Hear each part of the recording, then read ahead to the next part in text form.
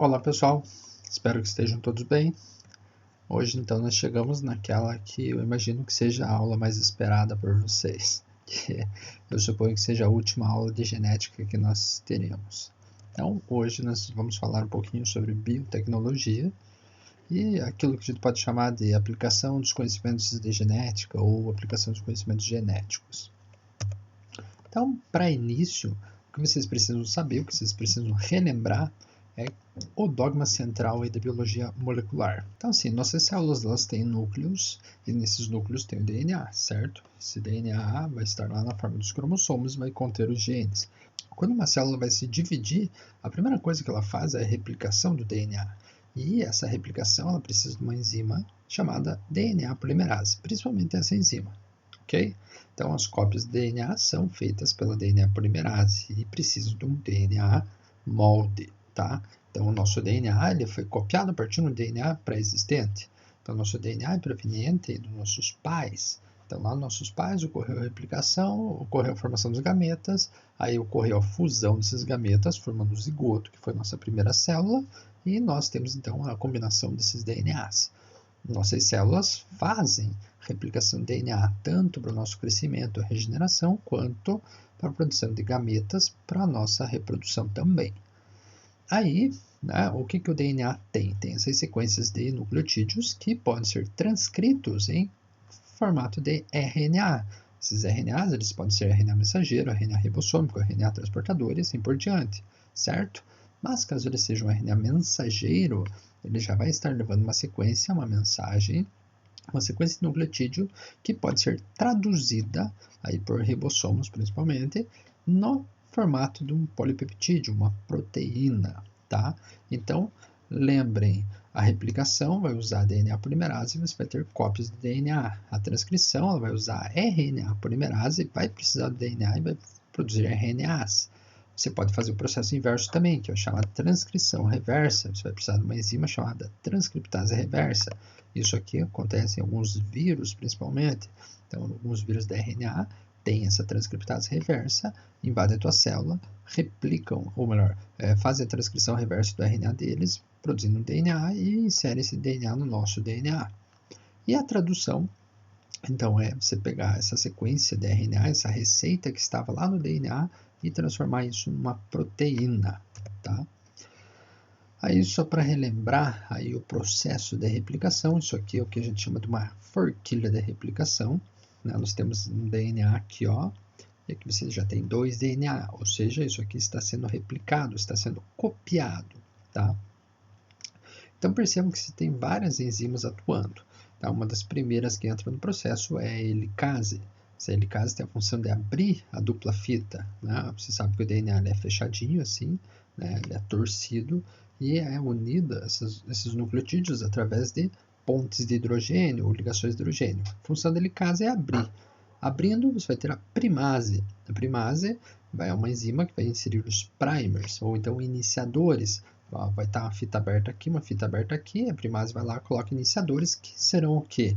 Segmentos de RNA que vão plugar, que serão complementares a essas sequências aqui de nucleotídeos. Por quê?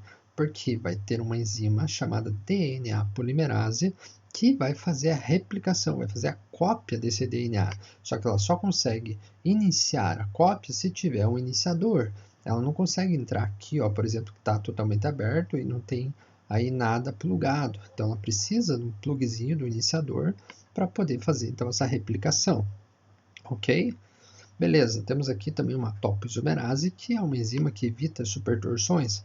Imagina, se isso aqui está espiralado, você está vindo abrindo essa fita espiralada, a tendência é que isso acabe gerando supertorções. Então, essa topoisomerase, ela corta, né, gira e emenda de novo, evitando então essas supertorções. Então, basicamente seria isso aqui, tá? Então, a polimerase, olha só, você tem uma fita aqui, ela vai estar sintetizando aí de 5 linhas para 3 linhas, lendo a fita de 3 linhas para 5 linhas. Então, ó, viu lá que tinha uma guanina, ó, que ela já sintetizou. Ela está vindo então daqui para lá. Viu que tinha uma guanina, colocou uma citosina. Tá vendo aqui, ó, que tem uma timina, então ela vai plugar uma adenina.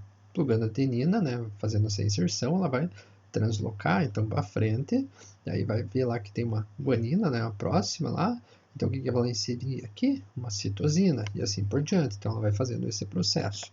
Tá, isso é síntese de DNA, replicação de DNA, então usando a DNA polimerase. Nós temos aqui um resumo aqui do que acontece no núcleo e no citoplasma. Então lá no núcleo você tem o teu DNA, teus genes. Esses genes eles são transcritos, que é justamente isso que eu falei, fazer a cópia em forma de RNA. Mas esse RNA ele vai ter algumas sequências que podem ser retiradas, sequências que a gente chama de introns, que são sequências aí não codificantes, que vão estar inseridas entre as sequências codificantes. Tá? Essa remoção desses introns é feita por um complexo de proteínas aí chamado spliceossomo, então é o que a gente chama de splicing. E esse splicing ele pode inclusive formar sequências diferentes desse RNA, fazendo então o que a gente chama de splicing alternativo. Então essa pontinha verde aqui, né, todos esses fragmentos verdes aqui são os codificantes, ou seja, eles vão codificar para alguns aminoácidos. Mas você pode simplesmente retirar esses introns marronzinhos aqui e emendar nessa sequência, ou pode então, né, inverter essas posições aqui, fazendo então novas proteínas a partir do mesmo segmento. Tá? Então, esse RNA que foi transcrito, né, ele pode seguir diferentes caminhos, ele pode ser diferentes RNAs, então tudo depende da sequência que ele tem. Então, nesse caso aqui de baixo, ó, é cNRNA. Então, esse aqui seria um pequeno RNA nuclear, que vai fazer parte aí dos spliceossomos, vai atuar dentro do núcleo. Ou então, ele pode ser um RNA ribossômico, ou um RNA transportador, ou um RNA mensageiro, ou então um microRNA, tá? E o que esses RNAs fazem? Como é que eles atuam? Tá, aqui vou precisar só desativar. Peraí. Aqui, beleza. Olha só o que acontece. Você tem lá um RNA ribossômico, eles vão formar subunidades ribossômicas que vão sair lá para o citoplasma e vão atuar na tradução. O RNA transportador também vai atuar na tradução. Veja que o RNA transportador ele transporta aminoácidos. Tá lá os aminoácidos no citoplasma, saiu o RNA transportador, ele vai plugar no aminoácido e ele vai ter aqui uma sequenciazinha de 3 nucleotídeos que a gente chama de anticódon. Esses anticódons eles são complementares aos códons, que são as sequências de 3 nucleotídeos do RNA. Então, opa, achou uma sequência complementar, ele vai lá e pluga, deixa seu aminoácido. Aqui o ribossomo vai fazer então uma ligação peptídica entre esses aminoácidos e à medida que ele vai se deslocando, essa cadeia vai aumentando, tá? E da onde que veio essa informação aqui? Do RNA mensageiro. Então, o RNA mensageiro é a receita para você fazer uma proteína, a receita, a sequência dos aminoácidos de uma proteína. À medida que isso aqui vai avançando, essa cadeia aqui vai crescendo, ok? Beleza. E esses microRNA? Esses microRNA eles são RNAs de interferência. Então, imagine que o núcleo, né, liberou um RNA mensageiro para expressar determinada proteína, mas chegou uma nova informação de que não precisa mais. Então, ele pode rapidamente enviar um microRNA que vai plugar nesse RNA mensageiro, então fazendo com que ele seja impedido de ser lido, ou então clivar, vai cortar esse RNA mensageiro para que ele não expresse nada mais, tá? Ele não produza mais nenhuma proteína. Entenderam? Beleza.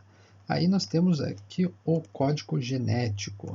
Então, o que seria o código genético? Vocês já ouviram falar em código genético, mas possivelmente o que vocês ouviram falar, vocês não entenderam exatamente o que é.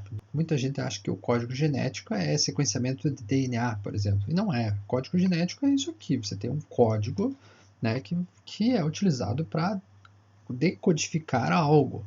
Então, imagina aí que você tem um código secreto aí com um amigo teu, ou faça parte de uma organização que conversa de forma codificada. Como é que vocês vão fazer? Você vai ter um código, outra pessoa vai ter o código, aí você vai escrever usando esse código e a pessoa vai precisar desse código para traduzir aquilo que você escreveu. É mais ou menos como a ideia do código binário, aí, zeros e uns, né? Você, à medida que você vai avançando nesse código, você vai ter a tradução disso em imagens, textos, palavras. Agora mesmo vocês estão vendo isso através aí da tradução do código binário. Então, aqui o meu computador está fazendo a leitura e está convertendo isso em códigos e o aparelho de vocês, seja o celular, seja o computador, seja o que for, está recebendo essas sequências de códigos e está traduzindo em imagem e som para vocês. Nossos organismos fazem a mesma coisa com o DNA, tá? Então vejam bem, como é que funciona isso? Nós temos aqui a UCAG, então uracila, citosina, adenina e guanina. São nucleotídeos que podem ser encontrados aí nos RNAs, tá? Então lembrem que o DNA é constituído por sequências de adenina, timina, citosina e guanina, e os RNAs de uracila, citosina, adenina e guanina, certo? Então você troca a uracila pela timina nesse caso. Lembra que eu falei para vocês que aqui nós tínhamos os códons, as trincas de bases, os 3 nucleotídeos que codificavam para determinado aminoácido. Como é que você sabe qual aminoácido vai? A partir disso aqui já foi descoberto. Então, se você tiver no teu RNA mensageiro 3 uracilas seguidas, então isso quer dizer que aquela trinca, aquele códon, vai codificar então para uma fenilalanina, tá? Que é um aminoácido. Então, vai chegar um RNA transportador que vai ter lá AAA e vai plugar, vai deixar a fenilalanina lá. Se tiver lá, por exemplo, aqui GUU, né, vai ser outro aminoácido, vai ser a valina. Se tiver aqui CAU, histidina. Então, ó, primeira letra, segunda letra, terceira letra. Bem fácil de ver. Agora percebam que nós temos aqui no AUG iniciador. Iniciador por quê? Porque o ribossomo ele só vai começar a síntese de um polipeptídeo quando ele encontrar esse AUG. Então vai ter que ter pelo menos um AUG para ele começar o processo. Então, começando, vai inserir lá uma metionina, vai começar então a síntese. Então ele vai lendo aquele RNA até achar o AUG. Quando achar o AUG, aí vai começar. E vai terminar quando encontrar algum desses 3 aqui que são os stop códons. Então nós temos aqui o AA, o AG e o GA. Então, são os stop códons, os códons então, de paradas, os terminadores. Então a tua sequência de interesse, a receita da tua proteína, ela vai estar inserida entre o AUG e algum desses 3. Porque vai começar aqui e vai terminar nesses aqui. Entenderam? Beleza. Então, o resumo disso tudo é o que a gente chama de expressão gênica. Então, você tem o DNA, esse DNA é constituído aí por sequências de nucleotídeos, e nessas sequências vai ter algumas sequências que são codificantes, que vão ser transcritas em RNA, então você vai copiar, né, de acordo com a sequência que vai estar lá, pode copiar um, ou pode copiar o outro, ou pode copiar os dois, né, depende de onde vai estar, então, as regiões promotoras desse gene. Então, por exemplo, tem uma timina, vai colocar uma adenina, tem adenina, vai colocar uracila, citosina, guanina, timina, isso aqui você já estudaram, tá? E a partir dessas sequências aqui, então você vai ter então, a tradução. Então, a AUG metionina, a AUC isoleucina, o CG serina e assim por diante. Então, você vai ter um polipeptídeo, vai ter a tua proteína, tá? Isso é a expressão gênica. Da mesma forma que nós temos enzimas que fazem a replicação do DNA, ou seja, pegam esse DNA e vão copiando esse DNA, nós temos enzimas que degradam o DNA, que cortam o DNA. E uma dessas enzimas que a gente conhece bem é a EcoR1, que é uma enzima, né, que a gente chama de enzima de restrição, então nuclease, que reconhece essa sequência aqui, ó, GAATTC. Tá? Então, se tiver essa enzima e tiver DNA e nesse DNA tiver essa sequência, essa enzima vai lá e vai cortar e vai deixar essas pontas abertas. Isso é legal, porque a gente pode usar isso como uma ferramenta para edição gênica. E a gente usa, inclusive. Tá? Isso aqui, claro, é um processo natural aí que ocorre em bactérias, né, Escherichia coli, como defesa dela. Então, por exemplo, chega lá um DNA viral, ela tem essas enzimas que vão cortando esse DNA que está ali, antes que esse DNA acabe infectando elas. Aí nós temos um processo que a gente utiliza bastante em laboratório, que é chamado de PCR, que é a reação em cadeia da polimerase. Então, a polimerase é a enzima que eu falei para vocês que replica o DNA, certo? Então, olha só, para que você vai fazer a PCR? Vai fazer para amplificar uma amostra de DNA. Então, você tem um DNA e você quer bastante daquele DNA. Seja porque você quer fazer um teste de paternidade, que é para eliminar os suspeitos de um crime, ou então você quer fazer um transgênico, enfim, não interessa. Você quer replicar aquele DNA por alguma razão. Porque você tem uma amostra pequena, você quer mais daquela amostra. Então, o que você vai precisar? vai precisar da amostra de DNA, você vai precisar dos primers, que são os iniciadores, né? Que são sequências pequenas de nucleotídeos ali, de RNA. Você vai precisar dos nucleotídeos, vai precisar de polimerase, que é a enzima que faz a replicação. Você vai precisar de uma solução tampão, né? Você vai ter água, essa solução tampão vai manter o pH ideal para essa enzima atuar, vai ter magnésio ali, porque ela precisa também de magnésio para poder funcionar, e vai pôr tudo isso aqui num Eppendorf, num tubinho, e numa máquina chamada termociclador. Esse termociclador simplesmente mantém a temperatura aí de acordo com a tua escolha. Então, como é que isso vai funcionar? Então, ó, colocou tudo isso ali no Eppendorf, colocou no termociclador, você tem lá teu DNA, você vai aquecer isso a 95 graus, que ela vai se abrir. Detalhe, olha só, 95 graus é bastante quente, né? Essa polimerase aqui que é usada, ela é a TAC polimerase. Ela é uma polimerase que ela foi descoberta em algumas bactérias que vivem em locais bastante quentes, aqueles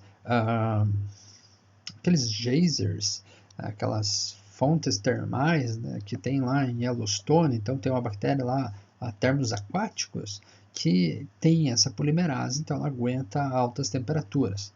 Então você, né, aquecendo isso, você vai desnaturar. Então essas pontes de hidrogênio entre os nucleotídeos vão abrir. Então a dupla fita vai ficar uma fita simples, né?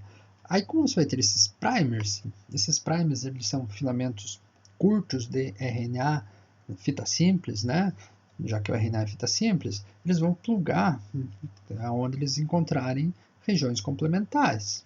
Aí plugando, a polimerase já pode trabalhar. Então, como você vai ter bastante polimerase lá dentro, né, ó, você já baixa a temperatura aqui, vai ocorrer o anelamento, e aí sobe um pouquinho, aí ela fica na temperatura ideal e você vai ter a extensão, que é justamente a replicação propriamente dita. Então, a polimerase adicionando os nucleotídeos e fazendo a cópia daquele DNA.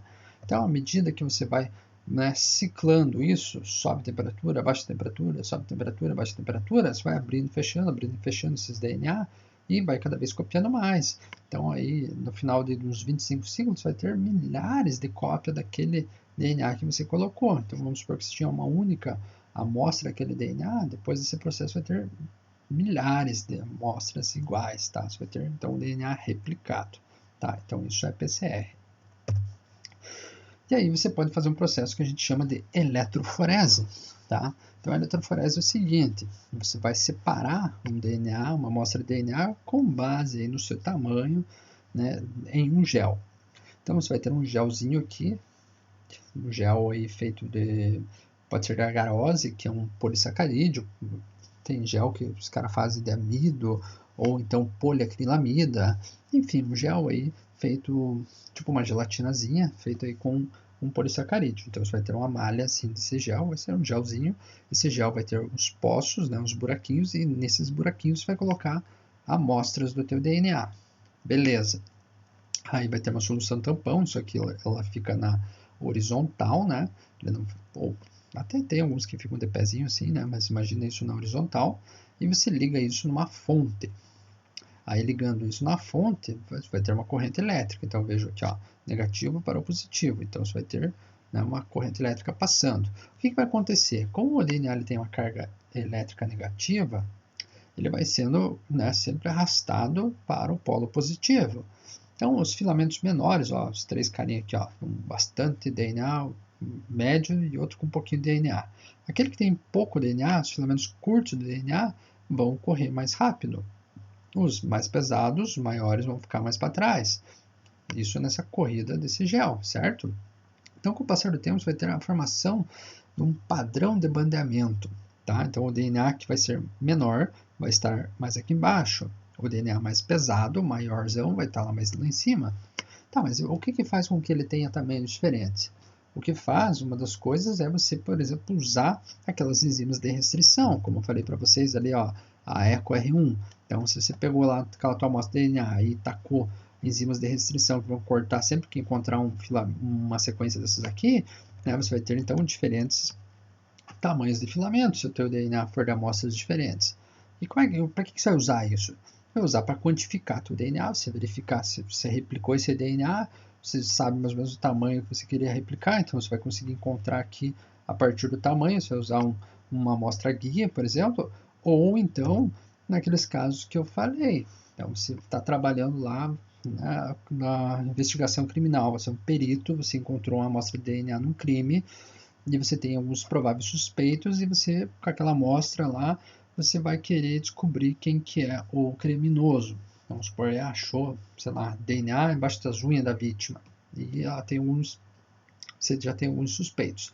Você vai lá, pega as amostras de DNA desses suspeitos, você tem a amostra do crime, faz o PCR, usa as enzimas de restrição, e aí faz a eletroforese. E aí você vai ter um padrão de bandeamento tipo isso aqui, tá? Isso aqui é uma foto de um padrão de bandeamento real, tá? Então, olha só, nós temos aqui ó, no meio aqui a amostra de sangue, e aqui, esses sets aqui são os sets suspeitos. Então, ó, cada um deles tem seus fragmentos de tamanho diferente, tá? Mesmo você usando as mesmas enzimas, você vai ter tamanhos diferentes aí de fragmento. Aí, olha só, vejam que ó, o suspeito número 2 aqui ó, tem duas bandas aqui bem lá em cima. Vamos supor que aqui seja a parte de cima. Então, bandas aqui bem pesadas, bem grandes. Já dá para descartar, porque ó, na amostra aqui não tinha nada disso. Ó, esse aqui e esse aqui ó, tem essa banda mais em cima, esse aqui tem mais embaixo. Então, à medida que você vai comparando, você vai vendo quem é mais parecido com a amostra da cena do crime. Aqui tá fácil, né? Porque tá do ladinho aqui. O suspeito 3, olha, tem exatamente o mesmo padrão de bandeamento, tá? Então, com certeza, né, a partir dessa amostra, desse exame aqui, o suspeito que gerou o crime, né, foi o 3 aqui nesse caso. Ó. Podem ver que os outros são totalmente diferentes do padrão de bandeamento, porque o DNA deles é diferente, tem sequências diferentes, tamanhos diferentes entre aquelas sequências onde foi feito o corte. Outra situação que dá para usar isso, teste de paternidade. Então, olha só, tem uma mulher que ela tem 2 filhos, tem um marido e tem um outro homem, que é o provável pai de uma das crianças. Então, vamos ver aqui, ó, começando pelo filho 2. Aqui só foi pego um segmento, ó, só pegamos aí algumas poucas bandas, vamos supor só o comecinho do gel, só para vocês terem uma ideia. A criança, vocês, nós todos herdamos DNA dos nossos pais. Então, se aparece uma banda aqui, quer dizer que você tem um segmento de DNA daquele tamanho que foi cortado, você herdou do teu pai ou da tua mãe esse segmento, certo? Então, partindo desse princípio, ó, essa bandinha aqui, esse filho herdou de quem? Você vai vendo lá, opa, da mãe. Aí a segunda banda, vai ver lá do pai. Aqui não tem mais nada, aqui tem mais uma aqui, pai. E a última, da mãe, certo? Não tem como ele ter alguma coisa aqui, a não ser que tenha ocorrido uma mutação grave, né? Mas assim, o normal é ele ter bandas que vão estar ou no pai ou na mãe, certo? Olha aqui o filho 1, né? Tá aqui ó, a primeira banda dele, já lá é igual à banda do outro homem, ou seja, esse DNA aqui, né, possivelmente ele herdou do outro homem, que seria lá, digamos, o ex-namorado lá da mãe dele, tá? Vamos supor que seja o filho mais velho, esse aqui é o filho mais novo, então esse aqui é lá do outro homem. E aí, esse teste que eles estão querendo saber. Aí você olha a segunda banda aqui, lá na mãe. Terceira banda aqui, o outro homem. A última banda aqui, lá na mãe. Aí você compara com o marido, você vê que, opa, não tem nada aqui de compatibilidade, não tem nada de similar. Então, a partir desse testezinho aqui, você já consegue perceber que essa criança aqui é filha deste homem aqui e não daquele.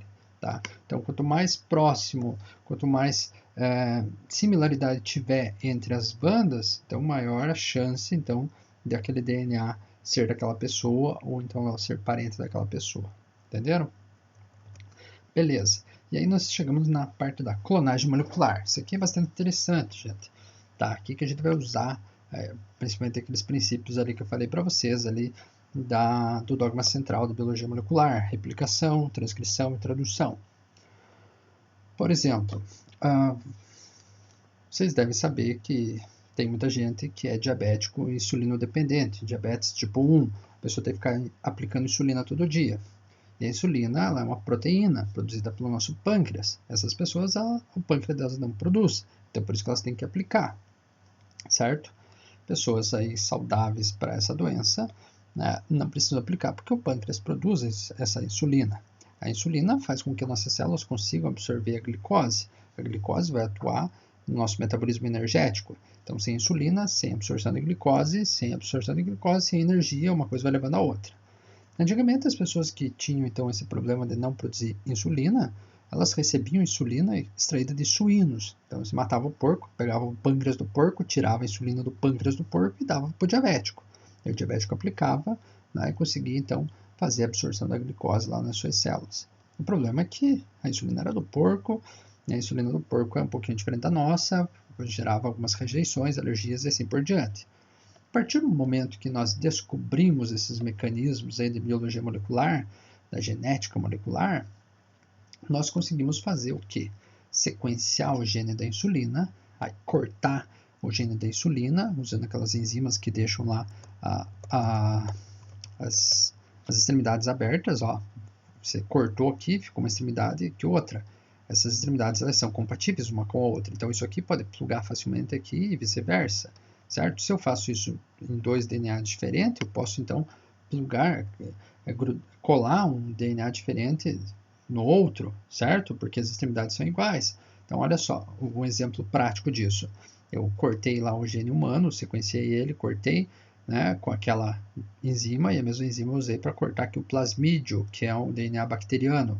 Essa extremidade, ela é complementar a essa é complementar àquela, certo? Esse gene veio de fora. Aí eu consigo juntar esses dois, porque eles são complementares, certo? As extremidades. Aí eu insiro esse plasmídio recombinante, porque agora ele tem uma sequência de DNA humana aqui, dentro da bactéria. A bactéria, vocês sabem, faz reprodução assexuada rapidamente.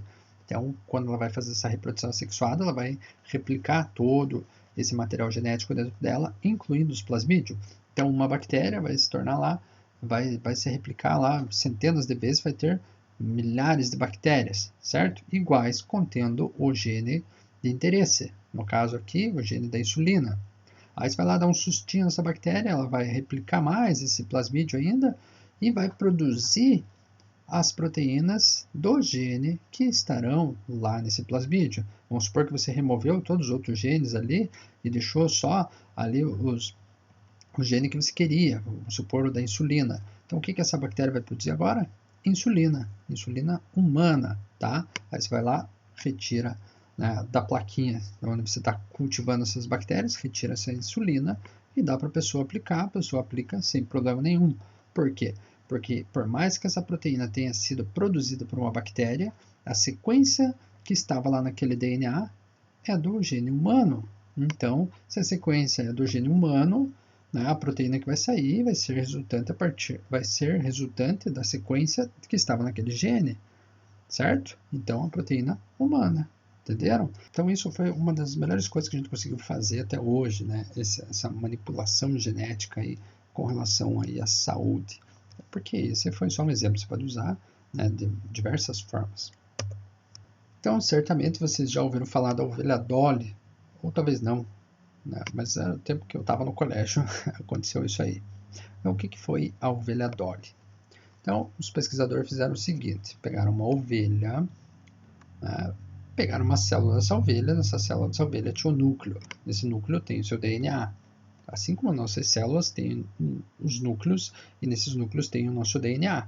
Então, todas as minhas células nucleadas têm o DNA igual em todas elas. O meu DNA, a minha receita de fazer eu, digamos assim. O que os caras fizeram? Pegaram um óvulo de uma outra ovelha, que é de uma ovelha de cara preta aqui, retiraram o núcleo, ou seja, retiraram o material genético desse óvulo, antes dele ser fecundado ainda, né? E pegaram o núcleo daquela célula da outra ovelha e inseriram nessa. Então, veja o que eles fizeram. Pegaram o núcleo e colocaram no óvulo, certo? Beleza, então agora esse óvulo ele já é diploide, porque ele recebeu já um núcleo diploide, certo? Então, fizeram uma fusão. Então, o núcleo daquela ovelha com o óvulo sem material genético da outra ovelha, ok? Aí, estimularam isso aqui, ou seja, estimularam a divisão celular, a formação do embrião. E aí pegaram esse embriãozinho que estava se formando a partir daquela célula que era das duas ali e inseriram uma barriga de aluguel, uma outra ovelha aqui de cara preta, tá? Aí beleza, esse embrião lá. Por que eles fizeram isso? Porque eles queriam ver o que ia nascer, se ia dar certo ou não. Quando nasceu, a ovelhinha era uma ovelhinha lá, daquelas ali de cara branca, tá? Ou seja, esse teste que eles fizeram era para ver se ia dar certo, se iam conseguir fazer uma cópia desse indivíduo aqui. Depois fizeram até uma novela, lá, a novela O Clone, não sei se já ouviram falar, foi feita baseada nesse trabalho, nessa pesquisa aqui que os caras fizeram. Tá? Então eles pegaram o núcleo, pegaram o DNA dessa ovelha, colocaram no óvulo, colocaram em outra ovelha, e quem nasceu aqui foi uma ovelha cópia daquela primeira ovelha lá. Tá? Então ela não puxou geneticamente, como dizem, a ovelha que era a mãe dela. Ela também não carregou genes dessa ovelha que doou o óvulo. Possivelmente, com certeza, na verdade, o que deve ter dessa ovelha aqui são as mitocôndrias. Então, o DNA mitocondrial vai ser dessa aqui, porque as mitocôndrias têm o DNA próprio e tem mitocôndrias lá dentro do óvulo. O que foi colocado aqui foi o núcleo só, tá? Mas, se você pegar e fizer um exame genético daqueles que a gente acabou de ver, dessa ovelha e dessa ovelha, você vai ver que elas são idênticas geneticamente, tá? São clones, tá? Essa aqui é um clone daquela. Entenderam? Beleza, isso é clonagem. Isso é a clonagem da Dolly que foi feita. Aí nós temos a clonagem terapêutica, que é a clonagem então, de células de tecidos. Você já deve ter ouvido falar também de células-tronco, pesquisa com células-tronco. Tem país que apoia, tem país que proíbe, tem religiões que proíbem, tem a bioética e tudo mais. Então, as células-tronco são aquelas células embrionárias que ainda não se diferenciaram. Então, elas têm capacidade de se diferenciar em qualquer tecido. Tá? Então, se você conseguir cultivar isso, guardar isso, cultivar isso, você consegue fazer com que replicar elas e fazer com que você consiga regenerar seus tecidos. Imagina lá, por exemplo, aqui, tecido cardíaco, uma situação que a pessoa está lá com o músculo cardíaco lesionado aí por uma doença de Chagas, por exemplo. Você tendo um cultivo de células-tronco lá, pluripotentes, por exemplo, que elas têm uma capacidade de se transformar em diversos tecidos, vai inserir essas células lá, alguns fatores aí de diferenciação, essas células elas vão acabar se tornando, então, células cardíacas, células do músculo cardíaco e regenerar aquele tecido cardíaco daquela pessoa. Então, isso seria a clonagem terapêutica. Você, então, guardar, por exemplo, lá algumas células da pessoa, replicar essas células, para você ter um estoquezinho lá, para quando precisar, você produzir novos tecidos. Tá? Fazer uma inserção lá na medula óssea para produzir células do sangue, ou então regenerar um nervo. A pessoa sofreu um acidente, danificou a medula espinal, perdeu movimentos. Aí você vai lá, faz a clonagem lá das células e faz essas células se diferenciarem em células nervosas. Isso são alguns exemplos. Tá? Isso tudo está acontecendo aos poucos, mas está ocorrendo. Tá? Aí transgênicos. Transgênicos estão na nossa vida. É impossível, eu acho que hoje em dia quem não tenha consumido ou quem não tenha contato com algo aí transgênico. Tá? A agricultura usa muito a transgenia. Você pega qualquer óleo de soja no mercado, vai ver lá, tem um tesão lá num triângulo amarelo que é produzido a partir de soja transgênica. Vai pegar um pacote de chips lá, vai ver lá, mesma coisa, milho transgênico, soja transgênica, tá? Principalmente. O que são os transgênicos? Transgênico é quando você pega o gene de um organismo e insere em outro organismo, no genoma de outro organismo.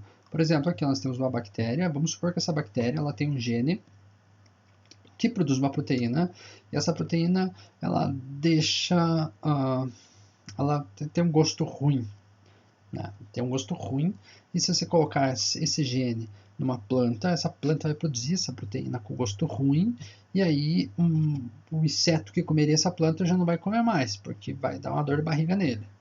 Então, você colocando esse gene dessa bactéria, por exemplo, no pé de milho, esse milho já vai ser resistente a determinado inseto que comeria ele. Então, você vai precisar ficar passando inseticida. Por quê? Porque o milho já é resistente àquele inseto. Ou então, essa bactéria tem uma proteína que degrada, por exemplo, o glifosato, que é o mata-mato lá, né? Então, o degrada ou torna resistente ao glifosato. Então, você coloca esse gene dessa bactéria nessa planta, replica essa planta, e aí você pode passar glifosato à vontade que essa planta não morre, mas todas as que estão em volta que não são resistentes acabam morrendo. Então você passa de avião aquilo ali, mata tudo que está em volta, fica lá só tem um milho resistente, porque ele tem um gene que o torna resistente. Um gene que não era dele, que era de uma bactéria, por exemplo. Isso é um transgênico, tá? Entenderam? Beleza. Agora, né, mudando um pouquinho o foco aqui, tem um exemplo aqui da anemia falciforme. Só para vocês terem ideia, a anemia falciforme é a alteração de um único nucleotídeo aqui do DNA, da hemoglobina, onde você tem aqui, ó, o CTT, né, então citosina, timina, timina, né, que vai ser transcrito numa sequência de RNA que vai ter lá GAA, guanina, adenina, adenina, e lá na proteína vai ter lá uma glutamina. Então, esse códon, esse anticódon, esse aminoácido. A alteração só que ó, DCT por um A, ou seja, dessa timina para uma adenina, já faz com que ao invés de uma adenina aqui vai ter uma uracila e ao invés de uma glutamina aqui vai ter uma valina. Então, ó, um único nucleotídeo foi alterado e gerou a alteração já do aminoácido. Só que essa alteração de ser um único aminoácido faz com que ao invés de você ter aqui as hemácias saudáveis, normais, você vai ter essas hemácias falciformes. São as hemácias em forma de foices, são umas hemácias que elas não são eficientes, então gera uma doença grave que é chamada de anemia falciforme. A única vantagem da anemia falciforme é você ficar aí, de certa forma, imune à malária. Tá. Então agora imagine que você conseguisse mudar isso. Então nós temos algumas técnicas, por exemplo, aí, que estão em desenvolvimento, por exemplo, a terapia gênica. Então o que seria terapia gênica? Você alterar os teus genes, você alterar os genes das suas células. Então vamos supor aqui, ó, usando um vírus, né, como um vetor, né, ele vai transportar. O vírus naturalmente ele entra nas suas células e insere o material genético dele. Então ele é especialista nisso. Então imagine que você consegue modificar esse vírus, colocar o DNA que você quer dentro dele. Então vamos supor que a pessoa tem um DNA danificado, herdou um DNA ali com gene que não funciona, aí você coloca esse gene funcional lá dentro desse vírus e aplica na pessoa. Isso seria uma técnica in vivo. Aplicou esse vírus modificado na pessoa, esse vírus vai lá nas células e vai inserir esse DNA funcional nessa pessoa, inserir esse gene funcional. Isso seria uma forma de terapia gênica. Outra forma seria você fazer isso ex vivo, ou seja, você vai lá, por exemplo, retira as células dessa pessoa, da medula óssea dela, né? Isso pensando na questão do sangue, né? E coloca esse vírus, esse vetor lá no teu cultivo de células. Esse vírus vai infectar essas células, vai colocar esse DNA de interesse lá dentro, aí você vai lá, clona essas células, né? Replica elas, e aí coloca só as células lá na pessoa, lá na medula. Agora essas células alteradas têm um gene funcional, vão produzir então as hemácias aí saudáveis, por exemplo. Tá? Então isso seria uma forma de você fazer uma terapia gênica, uma alteração do teu genoma. Isso já acontece, gente, tá? Inclusive com uma técnica nova que é chamada de CRISPR-Cas9. CRISPR-Cas9 é uma técnica então que utiliza essa enzima Cas9, que é uma enzima que foi descoberta recentemente, que atua em algumas bactérias como defesa, principalmente aos bacteriófagos. A diferença principal dessa enzima para as outras que fazem cortes de DNA é que essa aqui você pode colocar um RNA guia. Então, naturalmente, ela tem alguns guias de RNA que na bactéria encontram sequências lá, por exemplo, DNA viral, e cortam para evitar que essa bactéria seja infectada pelo vírus. Você colocando um RNA guia, você pode colocar aqui a sequência que você quiser. Então você sabe lá que você tem um alvo lá no teu genoma e você quer cortar justamente aquela região. Então você vai colocar um RNA guia nessa enzima e esse RNA vai ser complementar à região do teu DNA. Então essa proteína vai lá e vai cortar. Então essa seria a função inicial.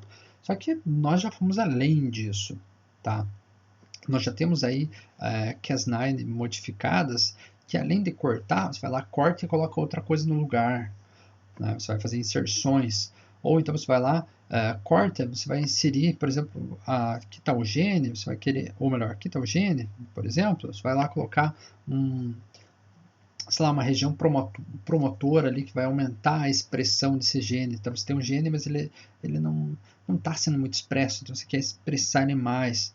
ou então você quer inativar esse gene, então você vai lá, corta ele, coloca um stop codon no meio, né?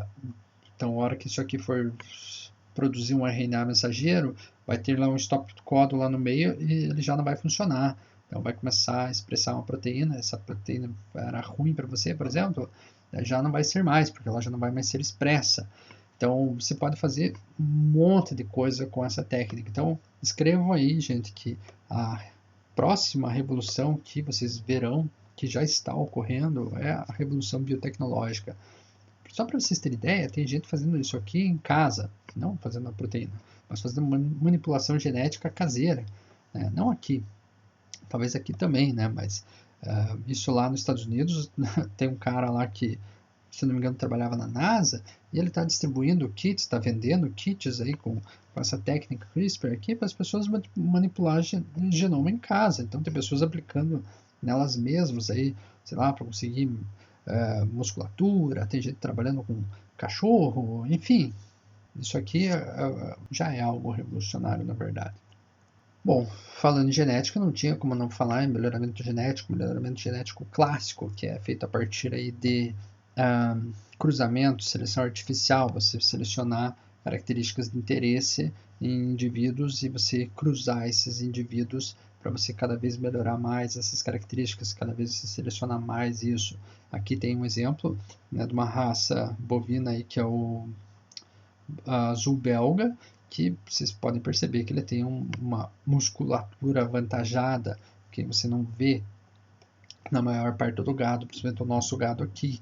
Tá? Então você pode melhorar o gado aí para resistência a doenças, para ter mais carne, para ter mais leite, você melhora plantas, você melhora aí animais, por exemplo, os cães.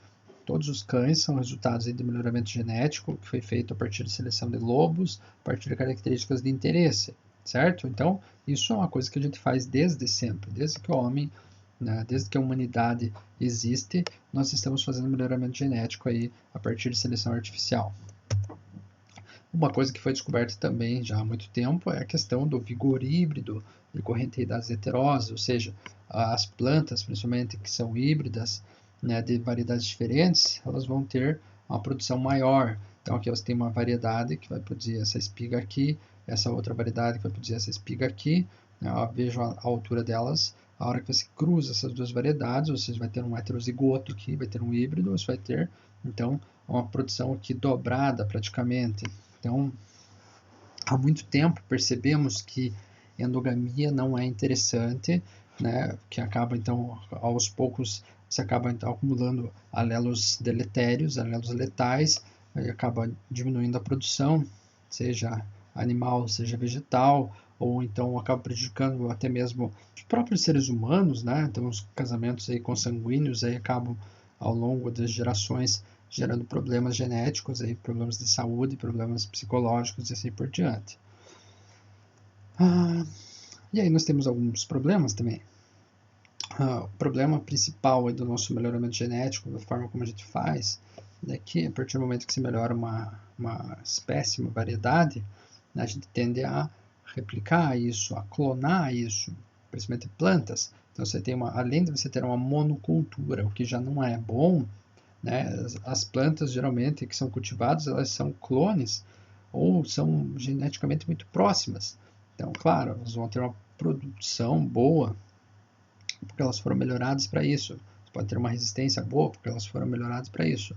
Mas como elas são geneticamente muito próximas, muito aparentadas ou até mesmo clones, como é o caso aí de reflorestamentos ou aí outros tipos de monoculturas, o que pode acontecer? Vamos supor que esse milho aqui ele seja um transgênico, ou não, né? Mas vamos supor, fazer um exemplo que seja transgênico. Você inseriu ali um gene que produz a proteína lá, que vai impedir a lagarta do cartucho de comer essa planta. Beleza, ele é resistente à lagarta do cartucho. Mas vamos supor que essa proteína ela é bastante gostosa para algum determinado fungo que até então não existia aqui. Aí de repente surge esse fungo, alguém traz esse fungo de fora sem querer, chegou esporos desse fungo, e esse fungo começa a se desenvolver. E esse fungo é bastante agressivo. Então se você não controlar rapidamente a expansão desse fungo, esse fungo vai detonar todo o teu milharal. Por quê? Porque se essa planta aqui é sensível a esse fungo, todas as outras também serão. E aí, detalhe, os esporos são pequenininhos, são levíssimos, o vento espalha, então o milho do vizinho, o milho lá da outra cidade, tudo pode ser atacado. Isso já aconteceu algumas vezes na história, de você ter plantações aí inteiras destruídas por algum patógeno, porque as plantas eram muito parecidas, tá? Geneticamente idênticas, geneticamente muito parecidas. Então você perde, né? Quando você perde vigor aí, quando você tem então a endogamia, quando você tem clonagem, certo? Então a questão de quanto mais variabilidade genética, melhor na questão das resistências. Entenderam? Tá. E falando em endogamia, eu poderia falar dos problemas da endogamia que ocorrem em plantas ou ocorrem em animais. Vocês sabem, por exemplo, que os cães de raça, eles geralmente têm vários problemas genéticos, problemas cardíacos, problemas de pelagem, não vive muito, você tem que sempre tem que estar vacinando disso, vacinando aquilo. Bom, vacina é normal, né? Mas assim, geralmente eles têm alguns problemas que os vira-lata não têm. Pode ver, vira-lata sempre é resistente. Morre todos os cachorros, morre até as pessoas da casa, e muitas vezes o vira-lata está lá vivo. Mas eu vou falar para vocês aqui da endogamia, aqui nessas famílias reais aqui da Europa e do príncipe Charles, ou do rei Charles, rei Carlos II da Espanha. Viveu de 1661 até 1700. Então vejam bem, aqui está o rei Charles II da Espanha, ou Carlos. Né? Olha só como é que eram as famílias reais naquela época. Então, como eles queriam sempre se manter no poder, eles faziam esses casamentos arranjados, sempre entre parentes. Ó. Então, aqui, ó, começou aqui com esse casal aqui, o Felipe e a Joana de Castile, né, que tiveram 3 filhos, né? O Carlos V do Sacro Império Romano, o Ferdinando I do Sacro Império Romano e a Isabela de Burgundy, sei lá onde que fica isso. Não estudei história o suficiente. Mas enfim, 3 irmãos. Aí, ó, Isabela de Portugal. Isabela de Portugal casou com o Carlos V e teve 2 filhos, o Felipe II da Espanha e a Maria da Espanha. A Maria da Espanha casou com Maximiliano II, lá do Sacro Império Romano, que era filho do tio dela, Ferdinando. Então, olha só. Então, os dois aqui são primos. Beleza. Casamento entre primos. Perceba que os avós aqui são os mesmos. Beleza. Isso geraram a Anne da Áustria. A Anne da Áustria, ela casou com o tio dela, o Filipe II da Espanha. Então, o Filipe II da Espanha gerou o Filipe III da Espanha. Beleza. Então, olha só. Sobrinha, tio, primos. Ok? Tá, mas não para por aí. Aqui você tem o Charles II da Áustria e a Anne de Habsburg. A Anne, né, eles são os 3 irmãos aqui, né? A Anne casou com a Albert e gerou 2 filhos, a Mariana da Bavária e o William da Bavária. Ó, a Mariana também casou com o tio dela, o Charles. Então, olha só, a endogamia rolando solta aqui de novo, né? Então, casou com o tio e gerou 2 crianças, a Margarida da Áustria e o Ferdinando do Sacro Império Romano. Beleza, mas olha só, seguindo aqui, o irmão da Mariana casou lá com a Renata, que era filha da Cristina, que era filha da Isabela. Ou seja, a Cristina era prima aqui da Anne, né? Então aqui eles são parentes também, porque olha lá, eram os 3 irmãos lá em cima. Então a Ana da Bavária, né, casou com o Ferdinando, e os dois são primos. Então os 2 primos geraram Ferdinando III do Sacro Império Romano, que casou lá com a Mariana da Espanha, certo? Que gerou a Mariana da Áustria, que casou com o tio dela, que era o Filipe IV da Espanha, que gerou o nosso Carlos II da Espanha. E como era o Carlos II da Espanha, né, depois de tanta endogamia, tanto casamento consanguíneo, né, tanta tentativa de se manter no poder em tantos locais diferentes. Então aqui está o Carlos II da Espanha. E aqui está uma descrição aqui feita lá por uma das pessoas lá, um dos bispos lá, não lembro exatamente qual que era a função, mas era alguém lá da igreja na época. Então a descrição é a seguinte: o rei é mais baixo do que alto, mal formado, tem rosto desajeitado, pescoço longo e rosto alongado e curvado. O lábio típico da casa dos Habsburgos. Esse lábio aqui, vocês não estão me enxergando direito. Olhos muito grandes, olhos turquesa e pele fina e delicado. O cabelo é longo e loiro, trazido para trás para expor as orelhas. Não é possível endireitar o corpo, mas, quando ele caminha, ele se apoia em uma mesa na parede ou em qualquer outra coisa. Seu corpo é tão fraco quanto sua mente. Às vezes, mostra sinais de inteligência. Porra, às vezes mostra sinais de inteligência, memória e vivacidade. Mas não agora. Parece lento e sem resposta, desajeitado, preguiçoso, com uma expressão de surpresa. Você pode fazer o que quiser, não tem vontade própria. Então veja, o cara era um rei, e olha a descrição desse rei. Tá? Então, pela descrição dá para ver assim, que ele tinha uma série de malformações aí, seja físicas, mas também problemas aí, inclusive de desenvolvimento cognitivo, né? Ele é descrito com problemas aí psicológicos, né? Ele tinha depressão, ele tinha vários problemas que são decorrentes aí da endogamia, tanto que ele viveu pouco. Os irmãos dele viveram menos ainda, morreram. Então aí se acabou, né, essa família real justamente porque, né, eles tinham essa prática aí desses casamentos entre parentes para, né, sempre manter a harmonia entre os reinos e sempre se manterem no poder. E isso acabou então, né, que eles se acabaram, tá? Os Habsburgo no caso. E aí, por isso que nós desenvolvemos aquilo que a gente chama de aconselhamento genético. Ó, essa aqui é uma árvore genealógica de outras famílias reais que seriam lá, mais especificamente lá da Inglaterra. Ó. Veja, tem o príncipe Charles, rainha Elizabeth, né? Veja aqui os casos de hemofilia. Vocês já viram essa árvore genealógica aqui em outras aulas, né? Porque eu já tinha mostrado isso aqui para vocês. Também pelo mesmo problema, né? Os problemas da endogamia. Tá, mas como que o aconselhamento genético vai funcionar? Então vamos supor que você, né, tem seu par, né, sua namorado, sua namorada, que vai virar seu esposo, sua esposa, e vocês querem ter um filho, mas vocês estão preocupados porque na família de vocês, de um ou de outro, ou dos dois, existe alguém que tem algum, sei lá, algum problema genético, o albinismo, por exemplo. Você quer saber qual que é a chance da tua criança nascer com albinismo, né? Ou daltonismo, ou hemofilia, enfim, com algum erro inato do metabolismo.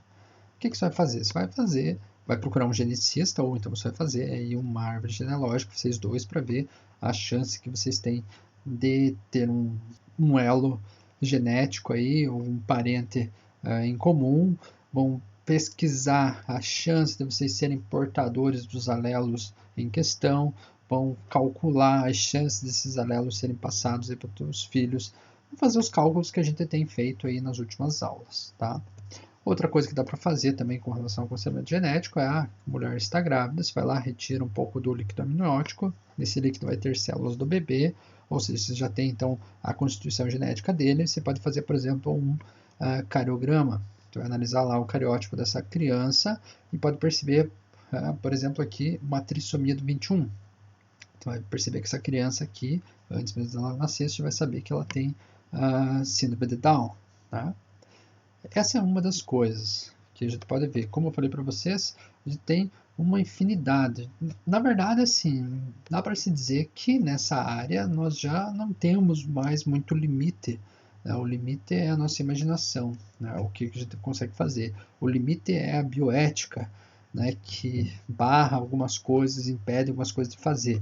Mas, né, eu, por exemplo, não consigo imaginar até onde chegaremos nisso, porque as expectativas são grandes para cura de doenças, para prolongamento da vida, regeneração de tecidos e tudo mais. Então, eu espero que vocês tenham curtido a aula, tenham entendido, sei que ela foi extensa, né? Mas aí nós fechamos as nossas aulas de genética. Tchau para vocês, espero que fiquem bem, até mais.